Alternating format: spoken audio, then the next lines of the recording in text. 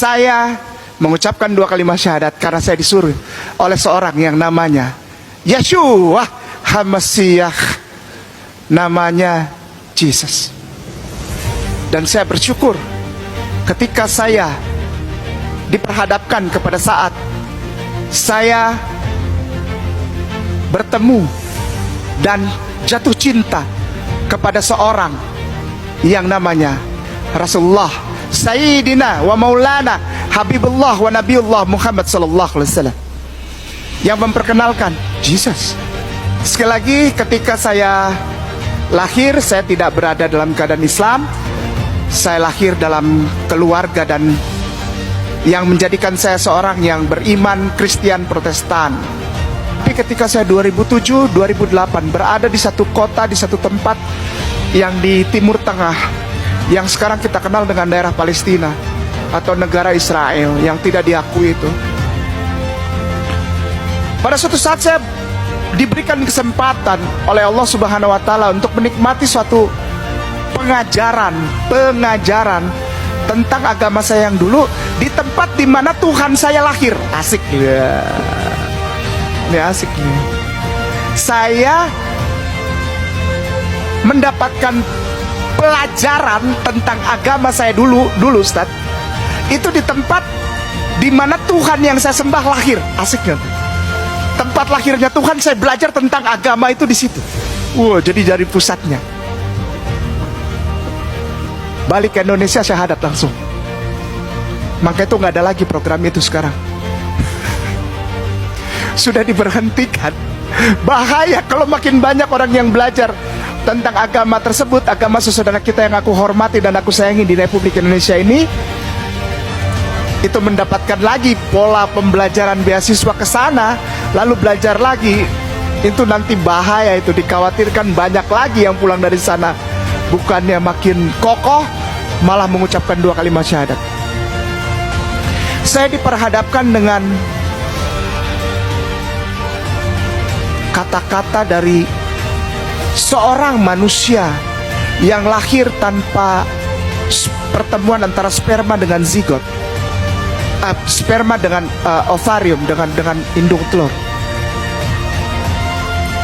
Saya diperhadapkan dengan kata-kata yang begitu memukul saya ketika saya membaca tulisan asli bahasa Ibrani dari seorang laki-laki yang dulu saya percaya sebagai Tuhan dan Juru Selamat penebus dosa saya. Kata-katanya itu sangat memukul. Ketika saya di sana, saya diperhadapkan dengan satu deret, satu paragraf pendek. Di kota ini, seorang laki-laki yang dulu saya sembah sebagai Tuhan ini dipanggilnya Isho. IS, jadi Yod Shin, lalu Ain. Isho ditutup dengan Vav pakai nikut. Jadi kalau dibaca Isho Hamasi. Pertama kali saya dengar nama ini, saya sudah asing di telinga saya.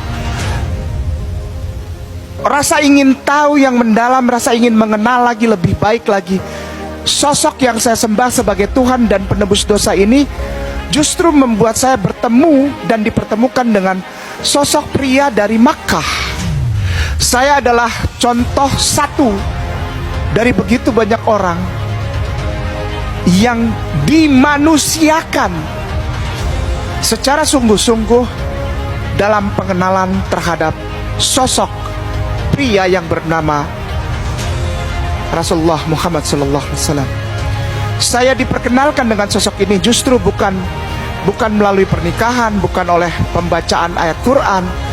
Misalnya saya baca-baca terjemahan buku-buku perbandingan agama, atau sama sekali tidak. Atau percakapan saya dengan orang Islam, sama sekali tidak, Ustaz. Sama sekali tidak. Ini saya ngomong di masjid baru habis sholat zuhur. Tidak. Saya justru jatuh cinta dan mencari tahu lebih dalam lagi tentang sosok yang namanya Rasulullah Muhammad sallallahu alaihi wasallam ini Ibn Abdillah ini dari kitab yang sekarang dikenal oleh saudara muslimin dan muslimah sebagai Bible. Satu paragraf yang disebut sebagai ayat oleh saudara Kristen dan Katolik, yang saya baca dalam bahasa aslinya bunyinya begini: Al-Tidkhalon khafem menahma etmat Ahmad Muhammadin bi khotahasta biallah. Ini bukan bahasa Arab dan ini bukan bahasa Ibrani. Ini bahasa Aramea berdialek Syriak. Sekali lagi, bahasa Aramea berdialek Syriak.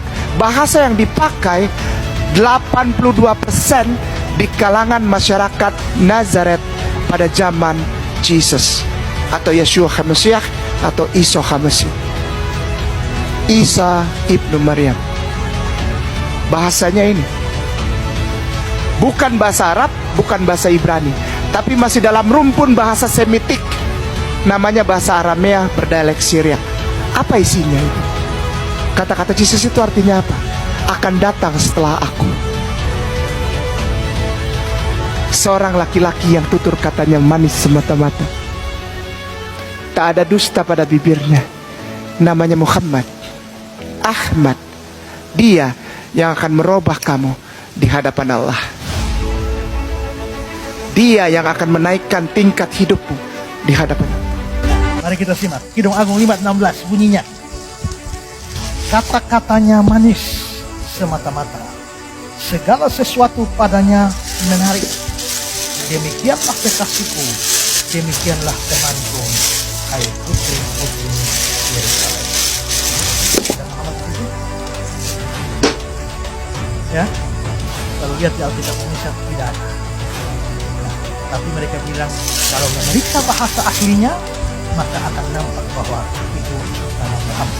Nah, perhatikan yang saya kasih lingkaran itu. Kata Mahmadin, kata-katanya manis semata-mata, segala sesuatu padanya menarik. Demikianlah kekasihku, demikianlah temanku, hai putri-putri Yerusalem.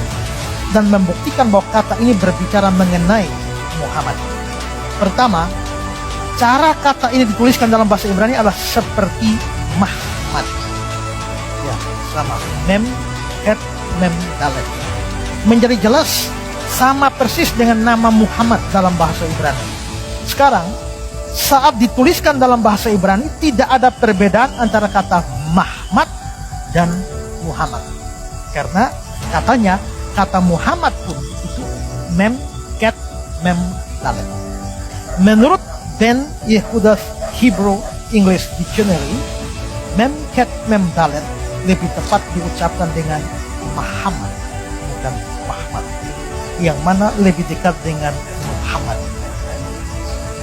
Ben Yehuda's Hebrew English Dictionary mendefinisikan mem, ket, mem, dalet dengan yang dicintai, seorang yang dirindukan, seorang yang terkemuka, seorang yang terpuji.